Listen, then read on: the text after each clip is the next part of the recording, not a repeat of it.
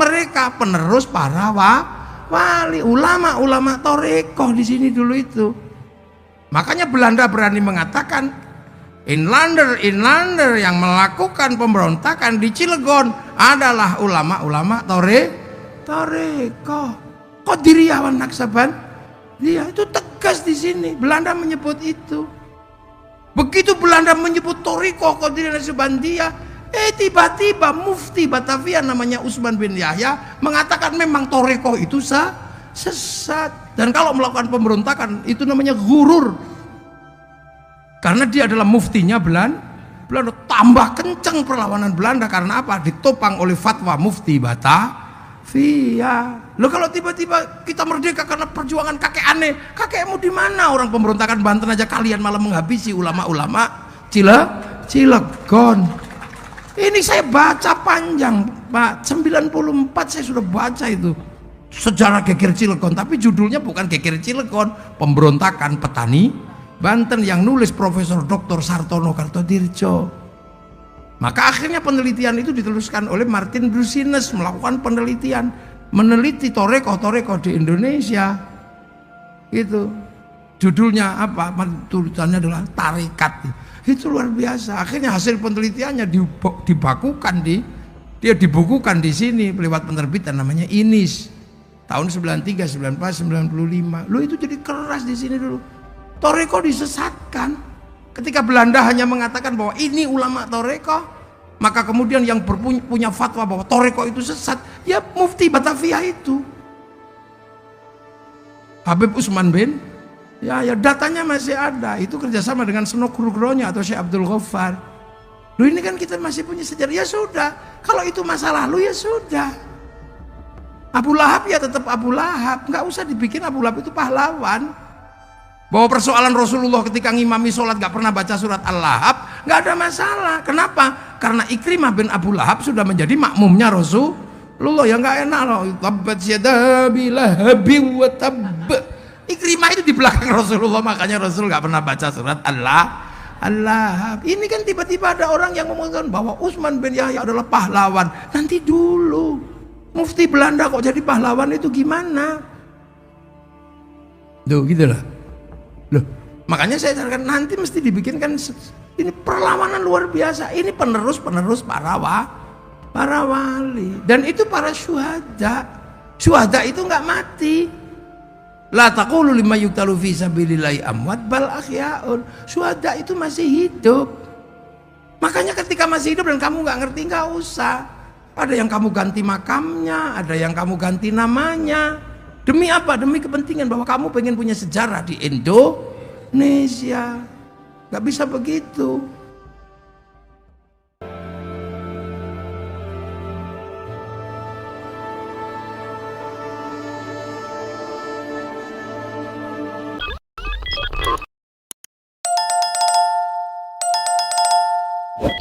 Rasulullah lahir tahun 571. Itu saat dunia sudah berisi manusia, sudah penuh bangsa, penuh suku. Jadi Rasul itu lahir paling akhir.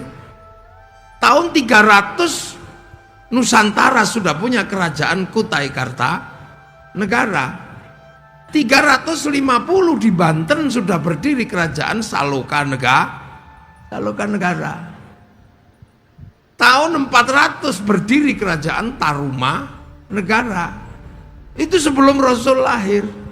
Jadi sampean jangan bayangkan ketika Rasulullah lahir di sana jahiliyah, tempat kita masih jahiliyah. Enggak. Nusantara sudah penuh kemajuan. Bahkan ketika Rasulullah lahir di Jawa bagian tengah sudah berdiri kerajaan Kalingga dengan Ratu Sima. Kerajaan Galuh itu berdiri tahun 500. Tahun 600 di Jawa berdiri kerajaan Mataram, mempersiapkan pendirian Candi Borobudur. Nah, wali-wali inilah yang bekerja tahu. Para wali kok ngajarkan Islam dengan cara kekerasan. Orang sini jagonya kelahi. Orang Nusantara itu kalau diajak kelahi, jangan main-main. Negara di seluruh dunia itu pernah punya masa kelam. Eropa ditumpas sama Mongolia. Mongolia ini penumpas Eropa, penumpas Arab, penumpas Cina, Afrika, habis semua dihajar sama Mongolia yang waktu itu rajanya namanya Genghis Khan. Akhirnya kemudian setelah menumpas Eropa dan sekitar Cina, Arab, mereka ke sini mau menumpas kerajaan Nusantara. Sasaran utamanya adalah Singasari, tapi Singasari punya hubungan bilateral itu dengan kerajaan Banten, dengan kerajaan Sriwijaya, dengan kerajaan Pajajaran, bersama melawan Mongolia. Utusannya dipotong kupingnya itu sama Kertanegara gitu. Jadi dulu nenek moyang kita sadis, utusan negara kok ngancam potong kupingnya. Perang akhirnya terjadi, perang besar, dihadang mulai Selat Banten sini, Selat Sunda ini sampai Malaka, dihadang dengan semua kekuatan. Apa yang terjadi? Mongolia yang tidak pernah dikalahkan oleh seluruh kekuatan tentara manapun bisa dihabisi di Nusantara. Satu-satunya negara yang pernah menaklukkan pasukan Mongolia adalah negara Nusantara. Loh, jadi makanya jangan diajak kelahi. Lah itulah masalahnya. Ini kalau diurut ke belakang nanti masalahnya sampai di VOC itu bodoh. VOC itu berdagang.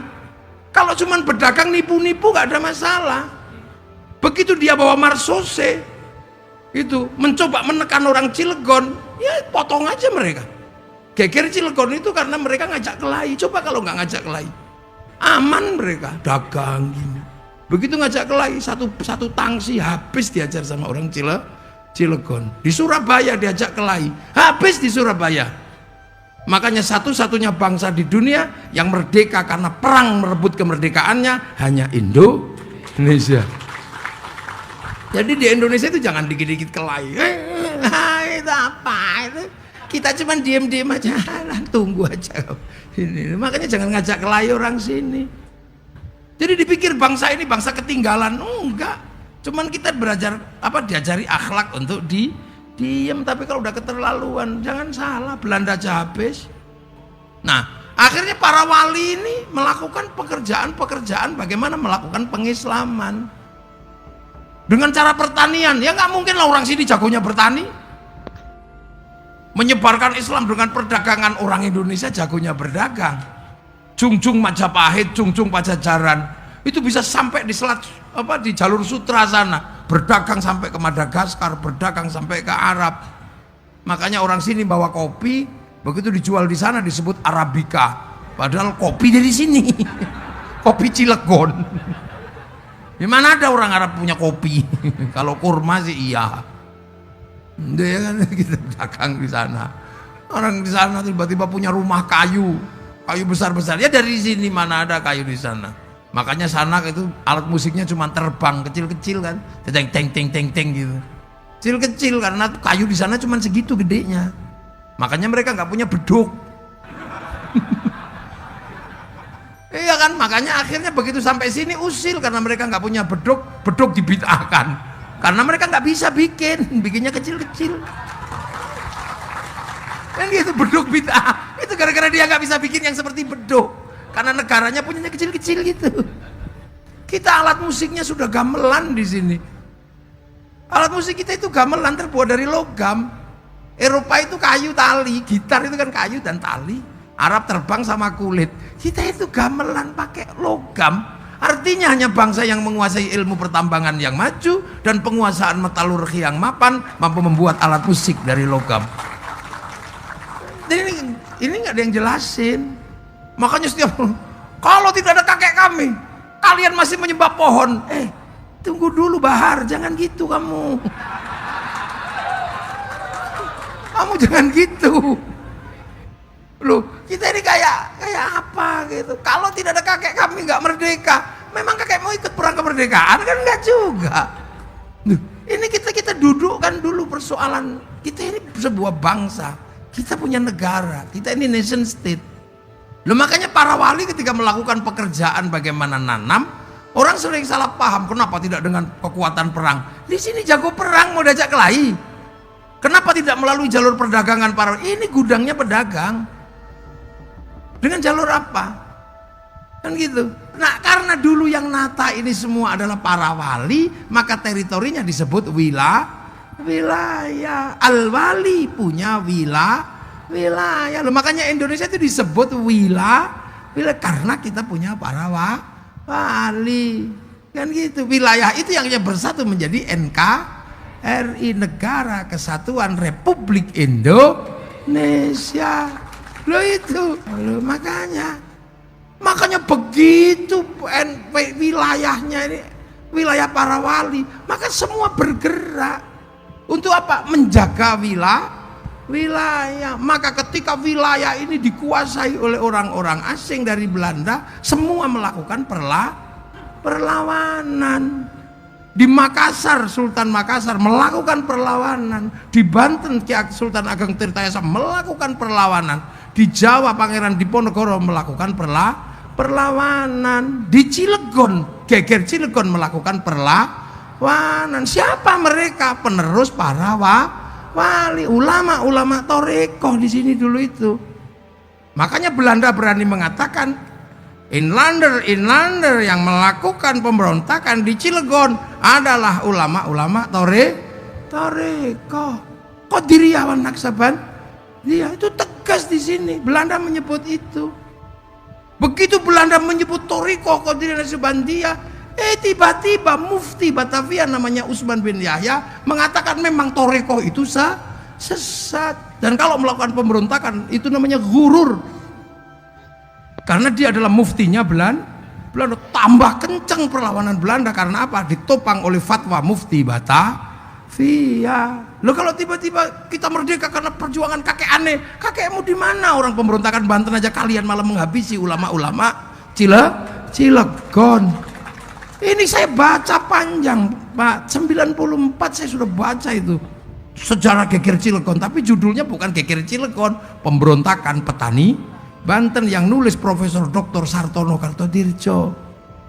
Maka akhirnya penelitian itu diteruskan oleh Martin Brusines, melakukan penelitian, meneliti Toreko di Indonesia. Gitu. Judulnya apa? Tulisannya adalah Tarekat. Itu luar biasa. Akhirnya hasil penelitiannya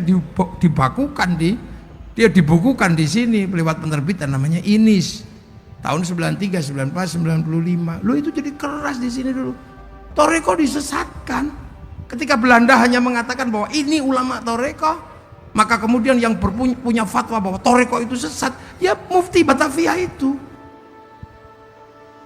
Habib Usman bin ya datanya masih ada. Itu kerjasama dengan Senok Nugroho atau Syekh Abdul Ghaffar. Loh, ini kan kita masih punya sejarah. Ya sudah, kalau itu masa lalu ya sudah. Abu Lahab ya tetap Abu Lahab, nggak usah dibikin Abu Lahab itu pahlawan. Bahwa persoalan Rasulullah ketika ngimami sholat gak pernah baca surat Al-Lahab, gak ada masalah. Kenapa? Karena Ikrimah bin Abu Lahab sudah menjadi makmumnya Rasulullah. Yang gak enak loh, tabbat yada bilahabi wa tabb. Ikrimah itu di belakang Rasulullah, makanya Rasul gak pernah baca surat Al-Lahab. Ini kan tiba-tiba ada orang yang mengatakan bahwa Utsman bin Yahya adalah pahlawan. Nanti dulu, Mufti Belanda kok jadi pahlawan itu gimana?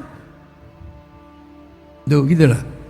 Loh, makanya saya sarankan nanti mesti dibikinkan ini perlawanan luar biasa. Ini penerus para wali, dan itu para syuhada. Syuhada itu nggak mati. La taqulu lima yuqtalu fi sabilillahi amwat bal ahyaun. Syuhada itu masih hidup. Makanya ketika masih hidup dan kamu nggak ngerti, nggak usah. Ada yang kamu ganti makamnya, ada yang kamu ganti namanya. Demi apa? Demi kepentingan bahwa kamu pengen punya sejarah di Indonesia. Gak bisa begitu.